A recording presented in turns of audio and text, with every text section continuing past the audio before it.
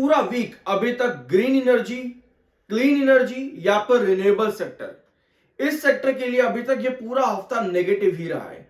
Negative के पीछे एक बड़ा रीजन है जो कि आप लोगों को याद होगा, वीकेंड में मैंने आप लोगों के साथ डिस्कस किया था। अब तक शायद आप लोगों को ये न्यूज रट चुकी होगी।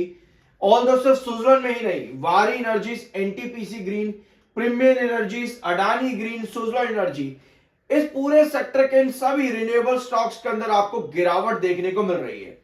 अब ऐसा तो है नहीं कि सभी कंपनी एक साथ खराब हो गई, ऐसा तो नहीं होता ना कि एक कंपनी खराब हुई अगर तो सारी कंपनी एक साथ खराब हो गई, ऐसा नहीं होता। यानी कोई सेक्टर न्यूज है और वो सेक्टर न्यूज जैसा कि आप लोग पिछले काफी दिनों से सुन ही रहे हो इस चैनल पर, ये है वो सेक्टर न्यूज। सीईआरसी ने एक ड्राफ्ट इशू नोटिस करा है जहां पर टैरिफ को वापस से रेगुलेट किया जाएगा क्लीन एनर्जी सेक्टर के लिए। एनर्जी स्टोरेज जहां पर दो मेजर एनर्जी कंपनीज आती हैं, यानी कि इस सेक्टर में अगर जो भी कंपनी काम कर रही है उसके ऊपर नेगेटिव इफेक्ट दिख रहा है। पहला विंड एनर्जी और दूसरा सोलर एनर्जी। ठीक है, तो ये है वो न्यूज। अगर आपने अभी तक नहीं सुनी है, नहीं देखी है कहीं पे भी, या गूगल पे आपने सर्च भी नहीं करा है कि क्यों इस सेक्टर में गिरावट हो रही है, तो आपको पता होना चाहिए कि ये है वो न्यूज। लेकिन इस खबर के बाद एक रिक्वेस्ट और यहां पर हुई है एमएनआरई की तरफ से। एमएनआरई ने पावर रेगुलेटर, जो ये पूरा सीन है यहां पर जो क्रिएट करा है, सीईआरसी ने जो नया फ्रेमवर्क लेकर के आई है टैरिफ को लेकर के, उसके लिए एमएनआरई ने मांग करी है कि इस नए रूल्स और रेगुलेशन को थोड़ा एक टाइम के लिए रोक दिया जाए। ठीक है, थोड़े टाइम के लिए इसको रोक दिया जाए। शायद से if I am not wrong, जो मैंने आपके साथ पिछले वीडियो में डिस्कस किया था इस अपडेट को, तो इसका जो इंप्लीमेंटेशन है शायद जनवरी 2026 में देखने को मिलेगा, अगर मैं गलत नहीं हूं। तो पिछले वीडियो में मैंने आपके साथ प्रॉपर डिस्कशन किया था इस अपडेट का, जरूर चेकआउट करना, जनवरी 1 से देखने को मिल सकता है। बट मांग ये है कि अभी थोड़े टाइम के लिए इसको रोका जाए। अगर रुकता है तो अच्छी बात है। एक अपडेट और है सुजलॉन एनर्जी लिमिटेड के अंदर, आज ही के दिन की। सुजलॉन ग्रुप प्लान कर रहा है एक 3AI एनेबल्ड ब्लेड फैक्ट्री बनाने की। ठीक है, ये नया प्लान है सुजलॉन ग्रुप का। अब इस प्लान से क्या होगा, सुजलॉन ग्रुप इस प्लान से अपने प्रोजेक्ट एग्जीक्यूशन को एक्सेलरेट करेगा। डोमेस्टिक विंड एनर्जी की जो राइजिंग डिमांड है उस पर कंपनी की जो ऑर्डर बुक है उसका एग्जीक्यूशन स्ट्रांग करना कंपनी के लिए बहुत ज्यादा जरूरी है। अब भैया एग्जीक्यूशन स्ट्रांग ऑर्डर बुक तो कंपनी की अच्छी है यार, इतने बढ़िया फाइनेंशियल, इतने बढ़िया फंडामेंटल, पर भाई क्या दिक्कत है सुजलॉन को, क्यों परेशान कर रहा है? एक रीजन आपको पता चल चुका है, ये वाली खबर है। ठीक है, एक रीजन आपको पता चल गया। पर आप कहोगे भाई ये न्यूज तो अभी आई है, अभी आई है ये न्यूज। नहीं भैया, ये न्यूज मार्केट में अवेलेबल है सितंबर से। पहली मीटिंग सितंबर में हुई थी और फाइनल डिसीजन जो आए हैं शायद 30 नवंबर या 1 दिसंबर को देखने को मिला है इस ड्राफ्ट को लेकर के। ठीक है, तो ये लंबी न्यूज चलती हुई आ रही है सुजलॉन के अंदर। लेकिन अब ऐसा भी नहीं है कि चलो ठीक है मान लेते हैं ये न्यूज है, पर भाई ये एग्जीक्यूशन की क्या दिक्कत है? लगता है कभी रिसर्च ही नहीं किया। अब इधर आओ, सुजलॉन एनर्जी लिमिटेड के ऑर्डर कैंसिल हुए थे अप्रैल और मई के महीने में। टोटल 2.5 ऑर्डर थे कंपनी के जो कैंसिल हुए थे। 2.5 में क्यों बोल रहा हूं, क्योंकि 2 ऑर्डर कैंसिल हुए थे और 1 ऑर्डर कंपनी का आधा हो गया था।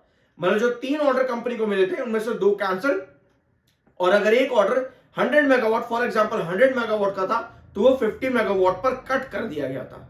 इसी वजह से सुजलॉन का एग्जीक्यूशन ऑफ प्रोजेक्ट ज्यादा स्पीड में होना बहुत ज्यादा जरूरी है। लेकिन भैया सिर्फ यही बात नहीं है, लगता है आपने फिर रिसर्च नहीं किया। बात यह है कि कंपनी का मैनेजमेंट में इश्यू भी है।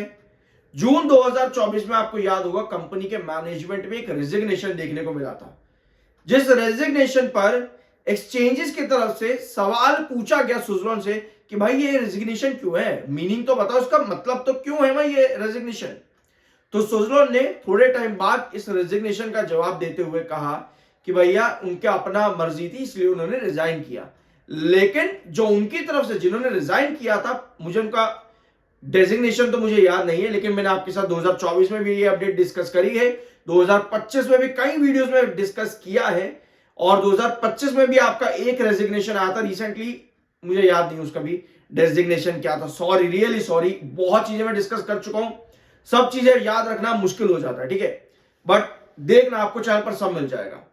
तो ये कंसर्न्स हैं और ये रेजिग्नेशन पर जो उनका क्लेरिफिकेशन आया था, उन जो डेजिग्नेशन पर रेजिग्नेशन हुआ था, क्लेरिफिकेशन ये था कि प्रोजेक्ट एग्जीक्यूशन यानी कि speed of execution of projects वो स्लो है कंपनी का, और जो लेबर है वो कम पड़ती है, समझ रहे हो। तो ये एक रीजन है कि क्यों मैनेजमेंट में परेशानियां हैं यहां पर।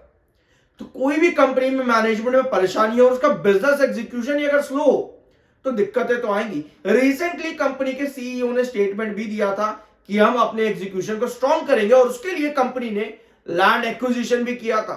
अब एक छोटा सा क्लिप यहां पर सुनना, पिछले वीडियो में जो मैंने आप लोगों के साथ डिस्कस किया था।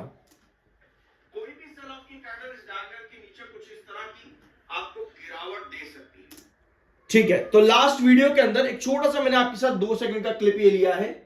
कोई भी कैंडल इस डायगोनल के नीचे, जैसा कि आप अगर यहां पर नहीं देख पा रहे तो मैं ड्रॉ कर देता हूं, इस तरह की कैंडल आपकी फॉर्म होती है इस डायगोनल के नीचे, तो आपको गिरावट देखने को मिलेगी। अब ये डायगोनल ब्रेकडाउन हो चुकी है। इस पूरे वीडियो के अंदर मैंने आपके साथ और भी एग्जांपल रखे और पूरा डायगोनल पैटर्न क्या होता है मैंने आप लोगों को यह भी समझाने की कोशिश करी है पिछले वीडियो के अंदर। और इरेडा का एग्जांपल दिया था कि इरेडा में भी 160 से लेकर के 156 के बीच में डायगोनल पैटर्न था, और इरेडा में गिरावट क्यों आई, क्योंकि वहां भी डायगोनल पैटर्न का ब्रेकडाउन हुआ था। इरेडा की बात कर रहा हूं, जरूर जाकर के देखना, जो कि आप लोग अभी भी पूछ रहे हो भैया क्यों गिर रहा है। तो एक रीजन आपका डायगोनल पैटर्न है इरेडा का, और दूसरा कल के वीडियो में पूरा इवैल्यूएशन किया है कंपनी का, जरूर देख लेना, ठीक है। देखो यार, ये मैं आप लोगों को ना डरा नहीं रहा कि भाई देखो गिर रहा है, ये देखो ऐसा हो रहा है, नहीं, इसको इस तरीके से मत लेना। इस पॉइंट को जो भी अभी तक मैंने डिस्कस किया है इसे इस तरीके से लो कि रिसर्च कितना जरूरी है मार्केट में।